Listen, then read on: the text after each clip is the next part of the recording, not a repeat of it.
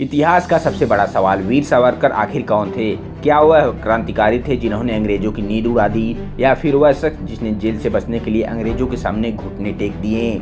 आज हम आपको उनकी जिंदगी की असली कहानी सुनाएंगे, बिना किसी पक्षपात के। वीर सावरकर गद्दार थे या देशभक्त? विनायक दामोदर सावरकर का जन्म 1883 में महाराष्ट्र के नासिक जिले के भागुर गांव में हुआ। बचपन से वे पढ़ाई में तेज और सोच में बागी थे। कहते हैं कि जब वो सिर्फ 12 साल के थे, तब उन्होंने अपने दोस्तों के साथ मिलकर गांव में अंग्रेजों के खिलाफ कसम खाई थी कि हम भारत को आज़ाद करेंगे। उनके अंदर का देशभक्त तभी से जाग गया था। 1906 में सावरकर कानून पढ़ने के लिए लंदन गए, लेकिन वहां पढ़ाई से ज़्यादा उन्होंने क्रांतिकारी गतिविधियों पर ध्यान दिया। इसी दौरान उन्होंने इंडिया हाउस में रहकर भारतीय छात्रों को अंग्रेजों के खिलाफ भड़काया। वहीं उन्होंने अपनी मशहूर किताब the first war of independence 1857 लिखी, जिसमें उन्होंने 1857 की लड़ाई को भारत का पहला स्वतंत्रता संग्राम बताया।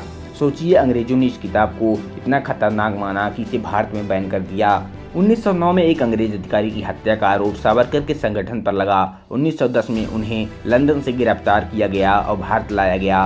1911 में उन्हें काला पानी की सजा मिली और अंडमान की सेलुलर जेल में। यहीं से शुरू हुई उनकी असली परीक्षा। 24 घंटों की बेड़ियां, नारियल से तेल निकालना, पीठ पर कोड़े। सावरकर ने सब सहा, लेकिन इसी जेल में उन्होंने हिंदुत्व की नींव रखी और क्रांति का सपना जिंदा रखा।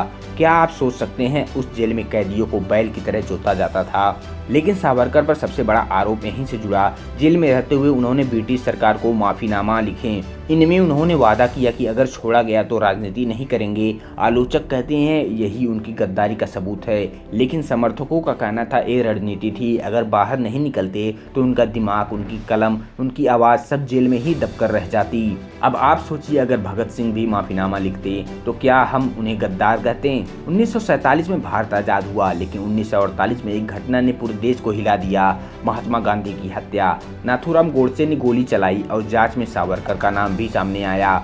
उन पर मुकदमा चला। याद रखिए, ये शब्द सबसे पहले सावरकर की कलम से निकला था। तो आखिर सावरकर कौन थे? वो क्रांतिकारी जिसने अंग्रेजों की जड़ें हिला दी, या वो शख्स जिसने जेल से निकलने के लिए समझौता किया? सच्चाई शायद बीच में कहीं छिपी हुई है। इतिहास उन्हें नायक भी कहता है और विवादित भी, लेकिन एक बात साफ है, वीर सावरकर